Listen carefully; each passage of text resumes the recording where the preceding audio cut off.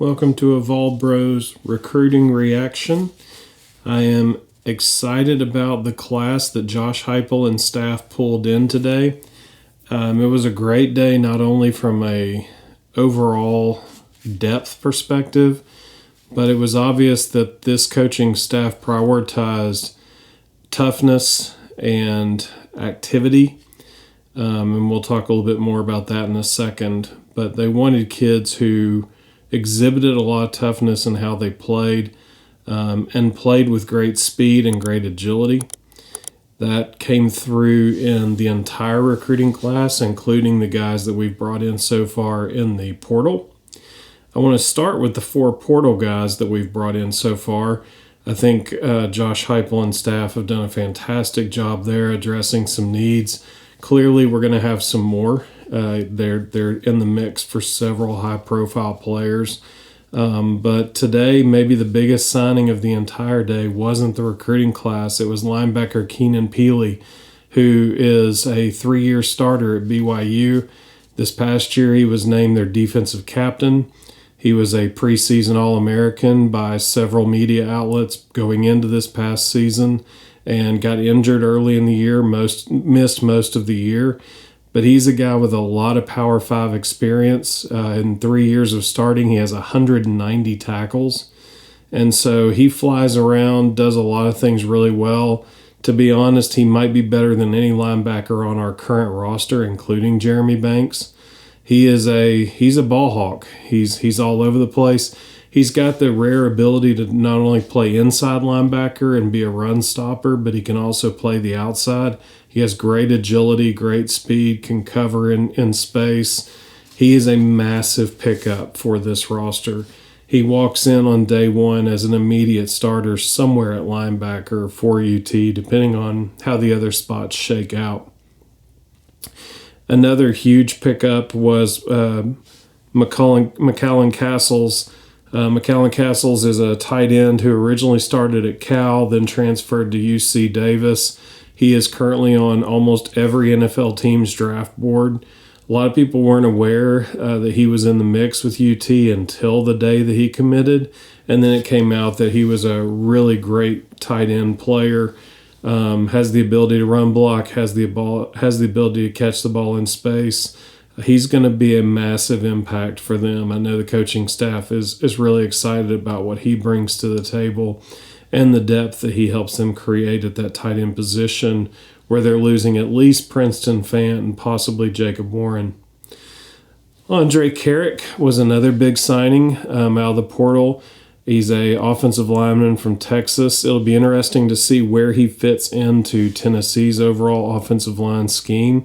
He could play any number of positions, so it'll be interesting to see where they use him. He's another guy with a lot of Power 5 experience. He's played for 3 years at Texas, played in 26 games in those 3 years, and started 5. So he's no stranger to Power 5 competition. He's a guy who definitely can walk in and bare minimum be on the 2 deep, but possibly earn a starting job. And maybe the second most important signing of the day, with Chase McGrath graduating, moving on, kicker was an important spot to fill.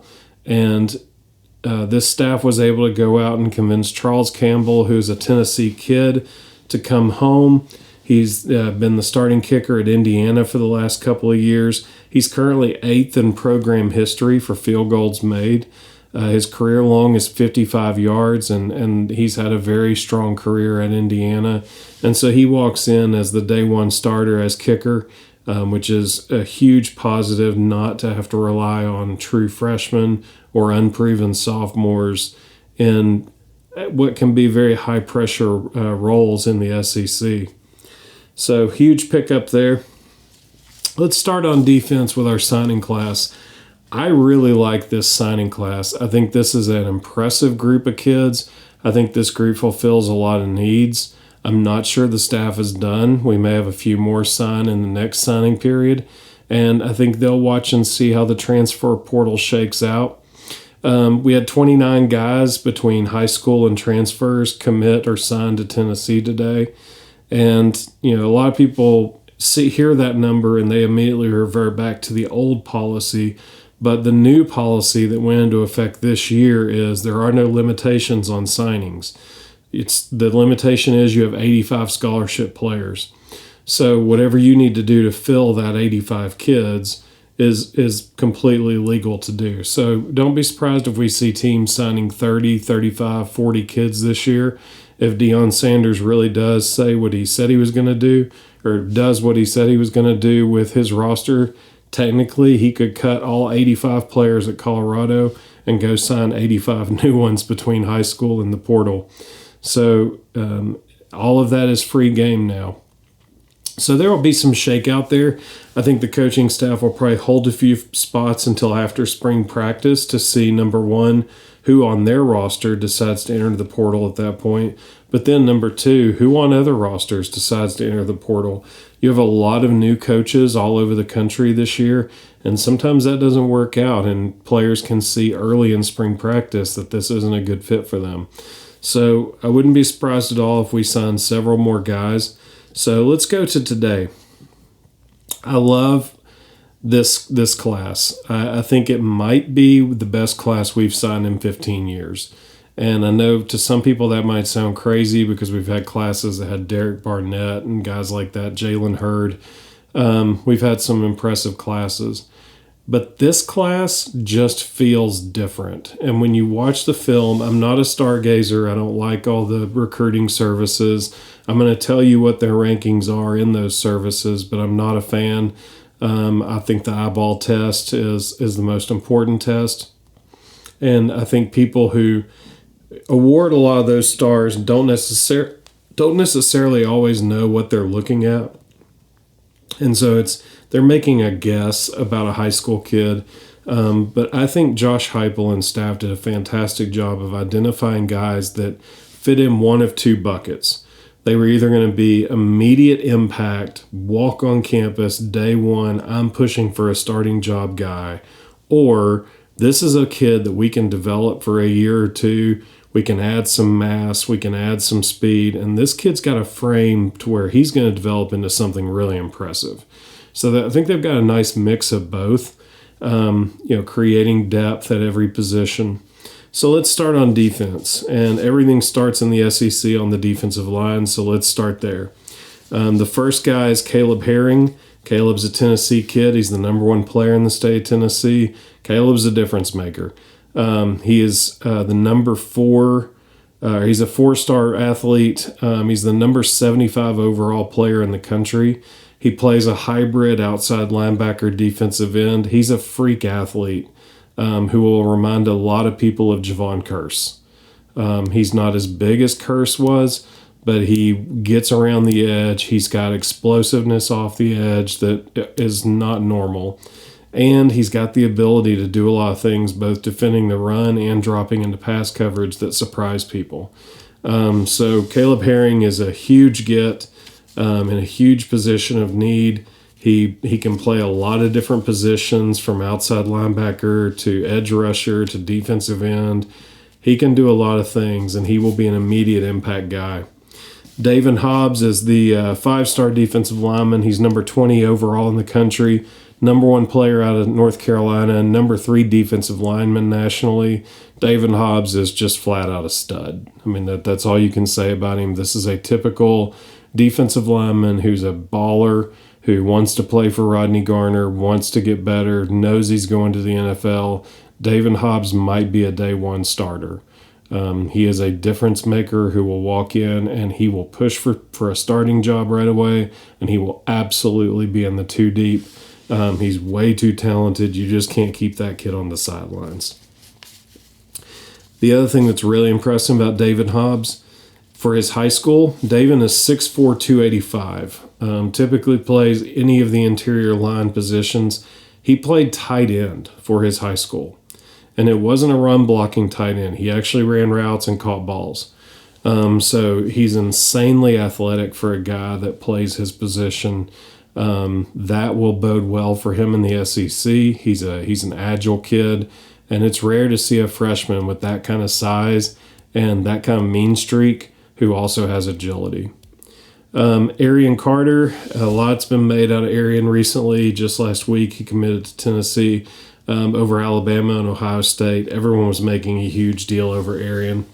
I hope they don't hype Arian up too much. He's an excellent player. He's the number 2 player in the state of Tennessee. Depending on what service you read, he's anywhere from top 10 to 15 nationally at linebacker. Arian's a football player, just plain and simple. When you talk about coaches wanting guys who are tough, who are just out there looking for toughness and just dudes, Arian Carter is a tough dude. And he's a ball player. He flies to the ball. He wants to impose his will on offensive players, but he's also extremely smart in how he plays linebacker. And a lot of that comes from the fact that he was actually a really good running back as well. This past year as a senior, he ran for over 1,100 yards and 19 touchdowns for Smyrna High School, playing tailback. So when you have a guy that's that athletic at linebacker who understands the offensive side of the ball, understands the way running backs want to attack holes, that's a huge advantage. And Arian Carter is a kid that's going to walk on campus and immediately push for playing time.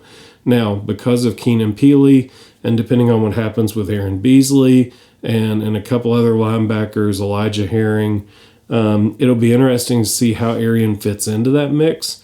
And I think there's one other linebacker that could be somebody that everybody needs to keep an eye on who might walk on campus and surprise people.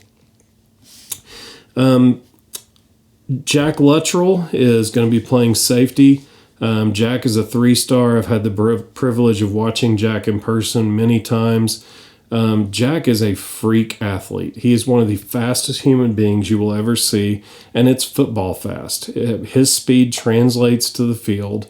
He's got bizarre agility for a kid his size. He is going to help Tennessee in a wide range of ways.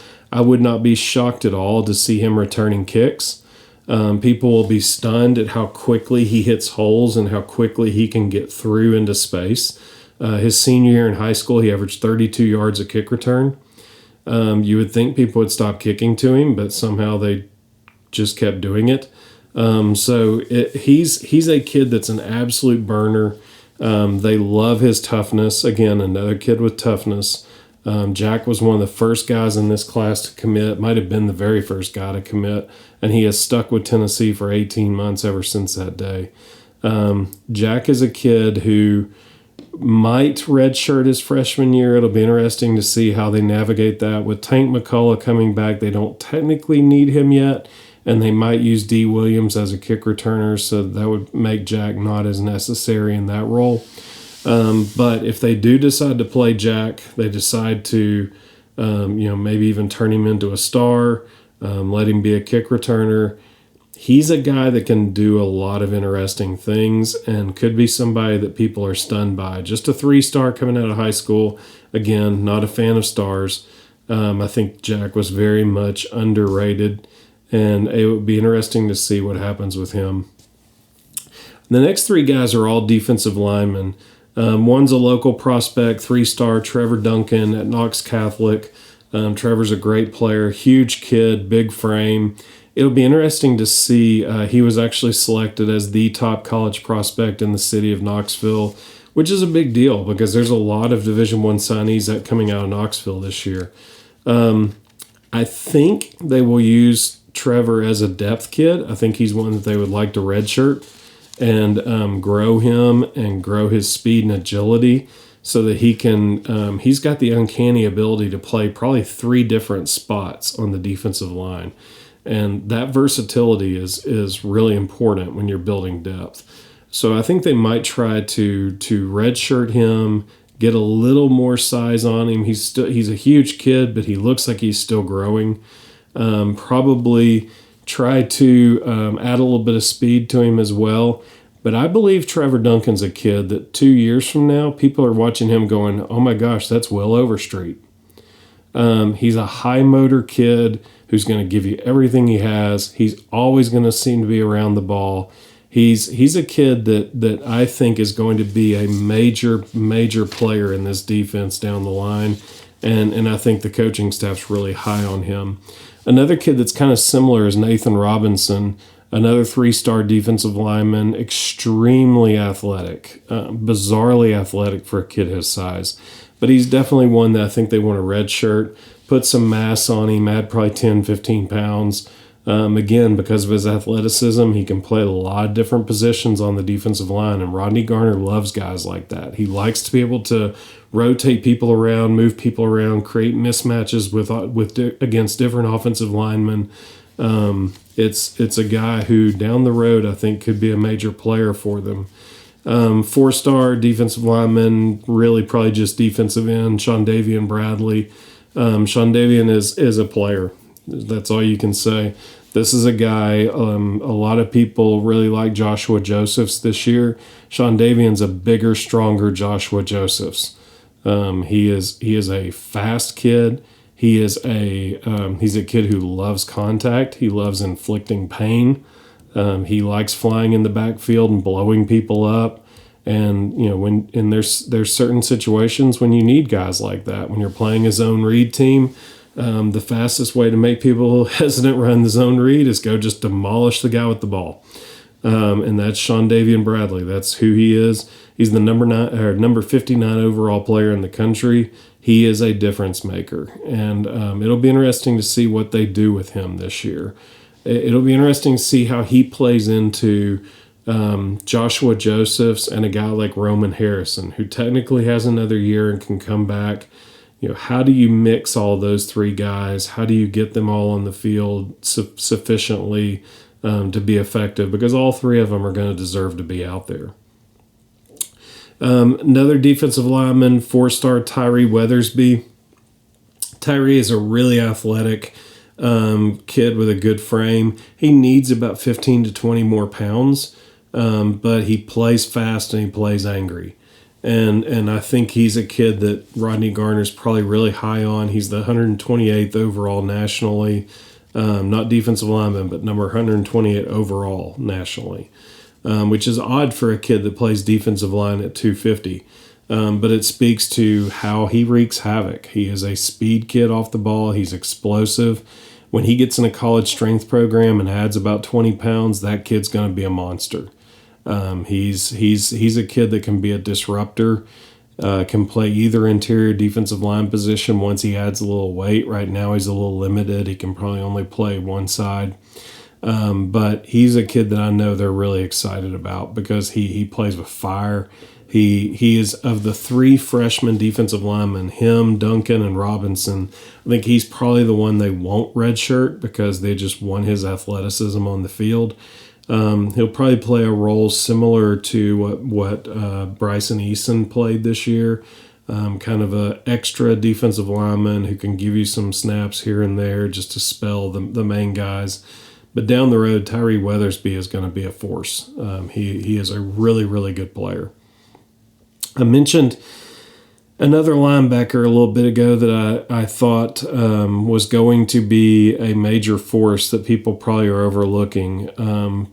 Jalen Smith is not him. Jalen Smith is a 4-star linebacker. He's number 15 nationally at linebacker. Jalen Smith's a baller. He flies to the ball. I think he'll be a difference maker down the road. He needs to get a little bigger, needs to add some mass. But you're talking about a kid that his senior year at Grayson High School, which is a football factory outside Atlanta, he had 154 tackles in his senior year. So that's a kid who is just flying sideline to sideline. You don't make 154 tackles unless you're always around the ball. And playing at the level that Grayson plays, that's a huge, huge kudos to that kid that he can accumulate that many tackles. That's not normal. So I like Jalen Smith. I'm really excited for who he's going to be in this program. I think it's probably going to be 2 years before he really, really helps and becomes a difference maker. But I think this staff has proven that they're pretty good at helping kids understand when their time is going to come and how to keep them moving forward and progressing even when it's not their time yet.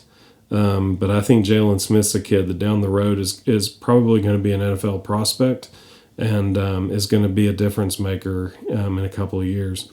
The linebacker that I most love, and he's a 4-star, he's the number 16 linebacker nationally. But he's been overshadowed a little bit by the fact that they got Jalen Smith and they got Arian Carter. And that is Jeremiah Telander.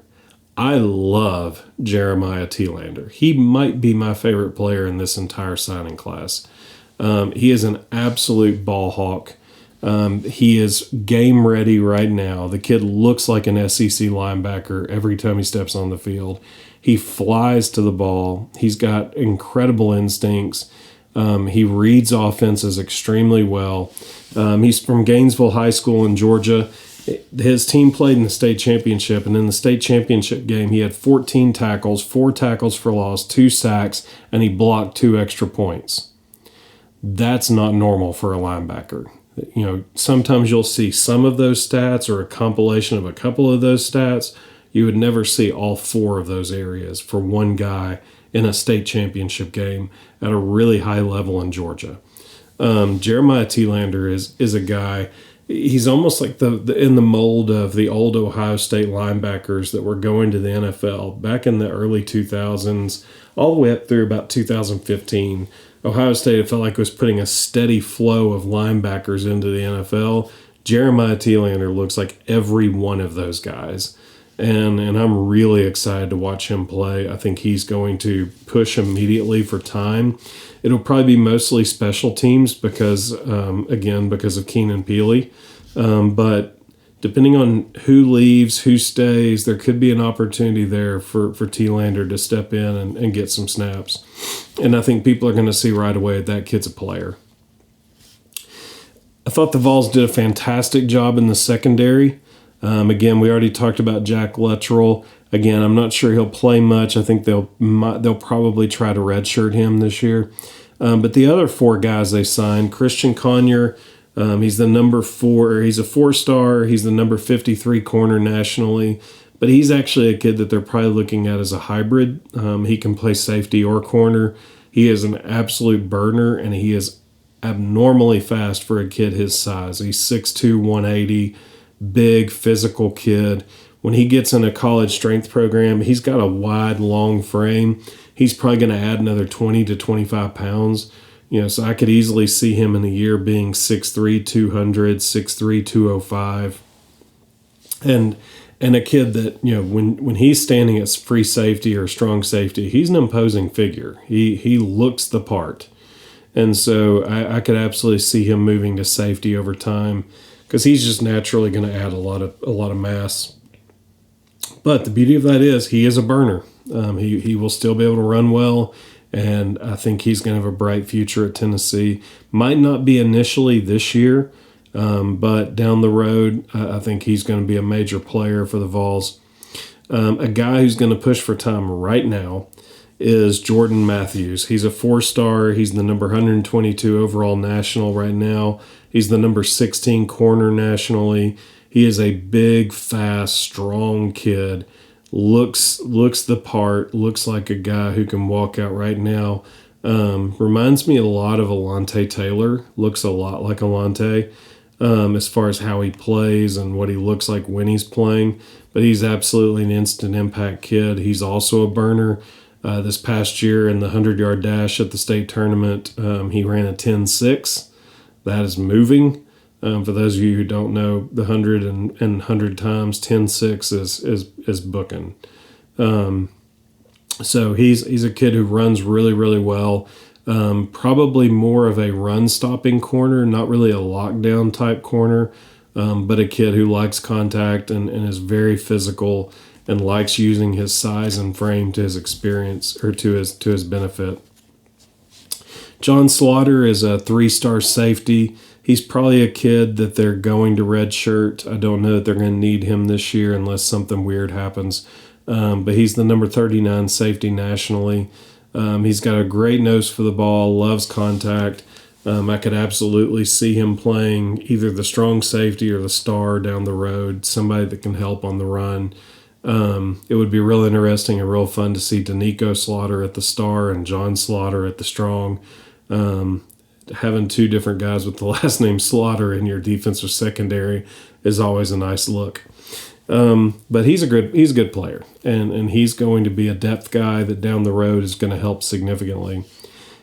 Maybe the best one of the bunch is corner Ricky Gibson. Ricky's a 4-star. He's the number 178 nationally overall. He's the number 19 corner nationally. I think that's a mistake. I think he's absolutely a top 10 corner nationally. He is a true lockdown corner, and he looks like a grown man. When you see that kid, he looks like a 30-year-old, and he plays like it too. So I know they are really excited about him. That was a major issue for Tennessee this year. They need to find true lockdown corners so they can be more versatile in their defensive calls. Ricky Gibson is a guy who gives them that right away. People are going to watch him and they're going to be reminded of Cam Sutton, maybe a little in game. Ricky Gibson's body's a little different than Cam's, but the way he plays, how physical he plays, how he likes to get up and bump and run with people are going to be quickly reminded of Cam Sutton. And he is a guy that's going to push for an immediate starting job.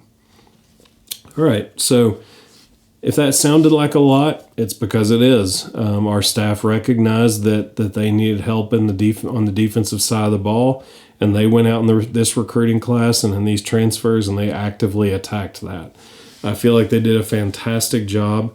There's a lot of guys there that can compete immediately. There's a lot of guys there that are going to give them depth over time, who I think will end up being really good players, and I think they did a fantastic job there. So let's switch over to the offensive side of the ball. Obviously, the headliner, the guy that everybody's already watching in practice, Nico Iamaleava. Nico is is a 5-star quarterback. He's the number 2 overall player nationally and the number 2 overall quarterback nationally. Nico's a program changer. When you have a high school kid that pro scouts are already watching and saying, "Ooh, that kid's got a gun," that's a big deal, and he knows it. But he's got a nice humility about him. He's already gravitated to Joe Milton. Joe is teaching him everything he knows. For those of you who don't know, Joe Milton is an incredibly intelligent quarterback. And there are a lot of times this year when you would see Hendon Hooker leave the field, he would immediately go talk to Joe on the sideline. That wasn't just a chat. That wasn't just a talk about, "Hey, I saw this. What did you see?" Hendon's asking Joe, "What did you see here? How should I have done that differently? What would have been the right read there? What did I miss?" Because he knows Joe Milton saw it. Joe is an extremely intelligent quarterback. Anybody who's ever been around that quarterback room says Joe is by far the most intelligent quarterback in the room. So it's great to see Nico recognize that and already going to Joe and saying, "Hey, help me." A kid who's a program changer who has that humility about him will go a long way. I felt like Tennessee did a fantastic job at wide receiver. They only signed 2, and I think that's intentional. I believe there's at least 1, maybe 2 in the portal that we're planning to have. The 2 they signed are absolute studs. They did a fantastic job. The first one, Nathan Laycock, is a 4-star wide receiver. He's the number 10 receiver nationally. He's the number 68 overall player nationally. People will see him and think Cedric Tillman. He is 6'3", 200 already as a high school senior. He's already on campus going through early enrollee practices. Everyone who has seen that kid has said that is a freak of nature. He is a fantastic route runner. He catches everything thrown near him. He's a huge target. And that's a kid that hasn't been in a college strength program yet. So to walk in the door at 6'3", 200, and it is a chiseled 200. That kid's arms are bigger than your head. He is going to be a massive difference maker right away. I would not be at all surprised to see him back up Brew McCoy this year and get some reps when Brew needs a breather, and next year move into the role of starting where Brew was. He is a absolute game changer. Here's just a great example of how much he catches balls. If you watch much high school football, high school teams throw a decent amount. Not many schools can throw to the scale to where a receiver could have over 1,700 yards and 23 receiving touchdowns in their senior year. But that's what Nathan Laycock did last year. He caught 85 balls, or this past fall. He caught 85 balls, 23 of them were for touchdowns, and 1,700 yards. So that kid takes advantage of his targets. There are not many balls being dropped when it's near him. The other one is a guy that Vol fans are absolutely going to love. And if you were watching the podcast a couple of weeks ago, I made the comment that I would love to see Tennessee move D. Williams to offense and use him like Cordero Patterson. Well, they're definitely not doing that because they got Cameron Seldon. And Cameron Seldon is a 6'2", 220 wide receiver who is already getting comparisons to Deebo Samuel of the 49ers. If you haven't watched the 49ers like to do a lot of things with Deebo. He'll line up in the slot and they'll run the jet sweep with him. They'll throw bubble screens to him. He'll run normal routes as wide receiver. Sometimes they'll move him in the backfield and run him at tailback, similar to what the Falcons have been doing with Cordero Patterson. Cameron Seldon is a guy who can be that. He can do all those things, and that's why people are already comparing him to Deebo Samuel. He's the number 1 player in the state of Virginia. He's the number 28 overall player nationally. He's the number 3 athlete nationally. He is an absolute physical freak. And everyone is going to love to watch Cameron Seldon play. He is an absolute game changer. You will not see many freshmen walk on a field at 6'2", 220 and immediately just do whatever they want to do. But Cameron Seldon is a kid who can do that. The Vols signed 4 offensive linemen so far. I believe there will be one more probably out of the portal. The first one is Aiden Bussell. Aiden's a 3-star kid. He's the number 56 offensive tackle nationally. They love his frame. He needs to add weight. And so he's definitely a depth kid. I know they would probably like to redshirt him this year. But he's a kid that, again, toughness. They love his toughness. And this is a kid that's going to grow. He's going to add mass. He's going to learn the system. And he's going to be a good player down the road. They needed some immediate help on the offensive line, more just to create depth. But if you can find a guy who can create depth, who can also potentially start, then that's absolutely a guy you want. And so they signed Larry Johnson. Larry's a 4-star offensive lineman out of Hutchinson Community College. And if you're trying to think of where you've heard Hutchinson before, that's where Cordero Patterson and Alvin Kamara came from. Hutch is a football factory. It's probably one of the most well-coached community college or junior colleges in the country. They compete for national championships all the time. Hutch is a big-time program. And Larry is 6'7", 365. So when you've got he was the number 9 junior college player nationally. So when you've got a kid like Larry Johnson, who's 6'7", 365, he's gotten, he was freshman All-American in junior college, and he's gotten great coaching. He's coming out of a school where discipline is a priority. Hutch does a really good job teaching kids. And so Larry Johnson's going to walk in. He's going to push to play immediately. He's got the size, he's got the agility, and he's had the coaching to this point that he should be able to come in and be an immediate contributor. Another kid that they're probably going to try to redshirt is Vyson Lang. Vyson's a 3-star. He's the number 45 offensive lineman nationally. He's a big kid, 6'4", 340. He's got a huge ceiling. I know coaches are really excited about Vyson, and they've made that very clear. The nice thing for him is they probably don't need him this year, and so he can redshirt. He can get in a college strength program, add a little bit of agility, add some good mass, and that's a kid that I know they're really high on down the road. In my opinion, the most underrated player in this entire recruiting class is offensive lineman Sham Umarov. Sham is a 4-star. He's the number 14 offensive tackle nationally. He's number 107 overall nationally. And so I know it sounds crazy that the number 107 overall player nationally I'm saying is the most underrated. I think he's a game-changing offensive lineman. I've had the privilege of watching him play several times in person. He is a huge, long, fast kid. It's rare that you see all three of those things. He plays at Denmark High School in North Atlanta. Denmark is a relatively new school. The program is still kind of getting established, and so he was a little overshadowed because of that. But he is an absolute monster on the offensive line. He can get to any block. He's got a massive frame, and he's got a really long wingspan, so he can get to pretty much any gap. He's abnormally fast for a guy his size. He is going to push for immediate playing time, and here's the biggest reason why. He likes to play mean. He likes to get after people. He enjoys contact. He likes punishing people.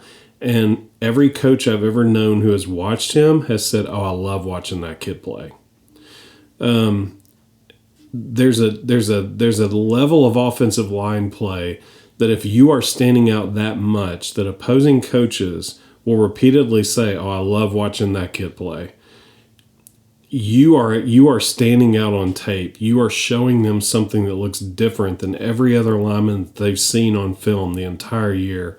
And I know that's why this coaching staff loves him. I would not be surprised at all if he's a day one starter.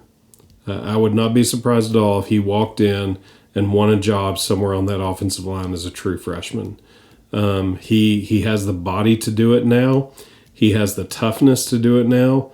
And I think his mean streak might just be strong enough that he can push for time, bare minimum push for time, and possibly win a job.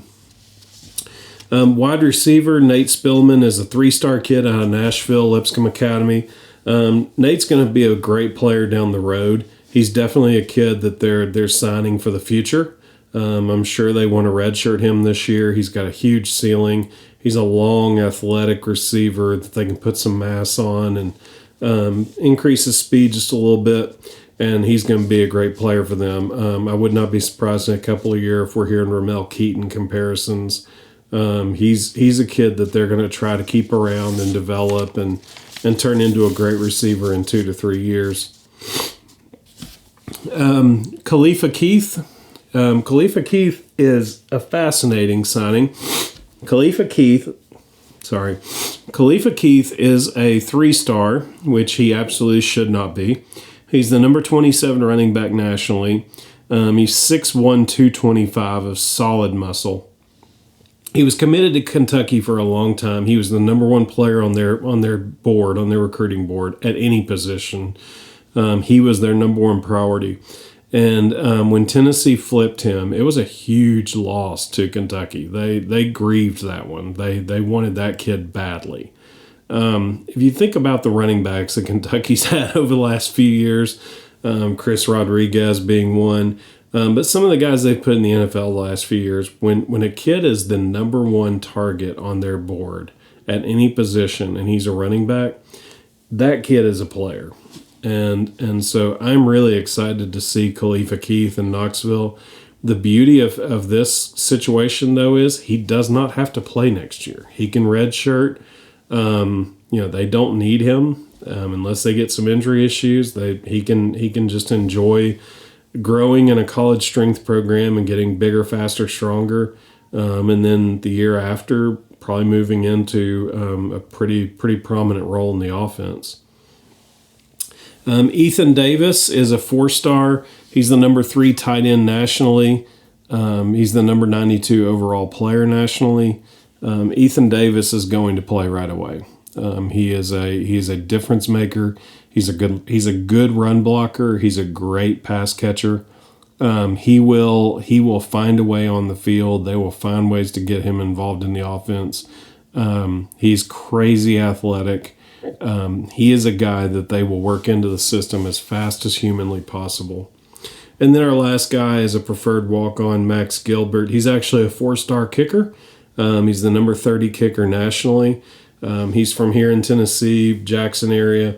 His senior in high school, he was 45 of 46 on field goals and point afters, and he averaged 42 yards a punt. So they're getting a kid who was signed as a kicker, but who can provide depth in the punting area as well. Again, the beauty of this and the reason he's a preferred walk-on is we got Charles Campbell. And so Charles Campbell will be the primary kicker. Max Gilbert can spend a year learning, growing, getting better, getting stronger, and then probably walk into a starting role the following year. So when you look down this list and when you think about what Tennessee's needs were, this coaching staff did a fantastic job addressing the needs of the program. And I am really excited to see this group on a field in the orange and white.